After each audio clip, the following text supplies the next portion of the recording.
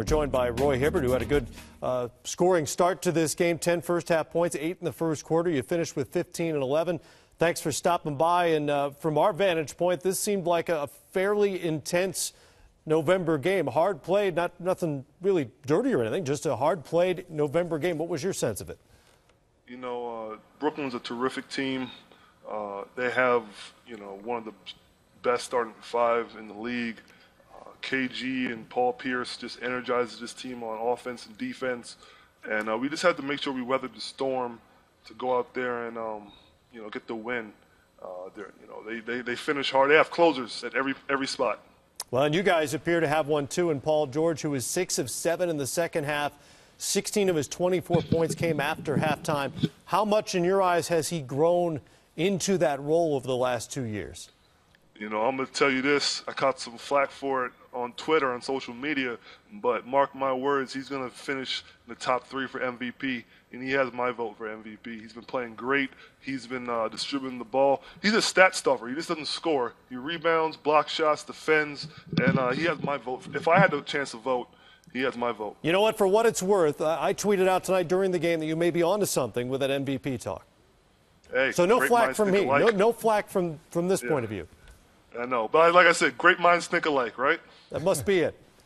Well, Roy, we know Paul George has turned that corner to being a future MVP maybe, but is it still burning inside for you the way y'all lost Game 7 last year because you come back ultra-focused the way you're blocking shots and playing defense? I just wanted to go this summer. I just took my head to the ground and worked out. Sometimes I feel like NBA players just want to go out there and just have a lot of things on their mind, whether it's TV, movies, or whatever. I said, you know what, I cut all that out. I had opportunities to do different things. If I got in the weight room, I worked, put on size so I can, grind in the post, in the paint. I got to finish better, but I try to stay on the offensive boards, block shots. I think I'm about 288, 286 right now, but I feel like I'm moving better than I was last year at 276, 275. Roy, it's Mike Fratello. To follow up on Dennis, going back to that series, this team looks like it really took something away from that loss in game number 7, that you came back. There seems to be great camaraderie, great chemistry with this team. And like as if over the summer you guys said, listen, we were almost there. We've got to come back, play a little bit better, a little bit harder, and we'll get to that next step. Game 7 was eye-opening.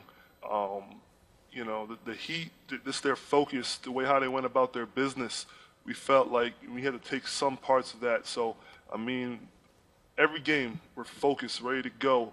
We don't get too worried if the team goes up by 10. We're going to chip away at it. And obviously, the Heat are at the top, but, I think that we're closing the gap right now. But we started off to a good start, but during the summer we felt that pain watching them. We thought we were one game away from being in the finals, so hopefully we could learn from that and just keep moving forward. But understanding last year is last year. We have to get better. Last year wasn't good enough. Well, speaking of getting better, big fella, you bring in C.J. Watson, you bring in Scola, you lose Psycho T. How has those 2 new additions helped you guys out so far? We lost a little bit of athleticism at the backup 4, but we gained a lot of skill and experience. Scola's great. He could pick and pop you. He could drive. He could pass, and he has like the all right hand hook shot and layup. So he does some things out there that have been big for us. CJ been coming in, playing strong minutes, hitting threes, distributing the ball, playing defense. It's good to have a backup point guard that has size that we don't need to go and double if let's say a Darren Williams or CP3 wants to go ahead and back them down. So he holds his own, and he's doing a great job for us. Hey, Roy, before we let you go, did you hear about your guy, Jeff Green, and what he did at the buzzer tonight in Miami? That's my dog. That's my dog, Georgetown right there. And that's, I taught him everything he knows before he left to go to the NBA. But hold on real quick. I want to take a little selfie real quick with my phone. I'm on. Please mention us. Please mention us when you tweet that out. Please retweet this. I need followers, please. We all Thank do. You. I'm thirsty. We all do. At NBA TV, Roy, mention us and we'll circulate. There you go. There you go. There you go, Nicely big fella. Nicely done. Y'all have a nice night. You too. Thanks for stopping by. Thanks.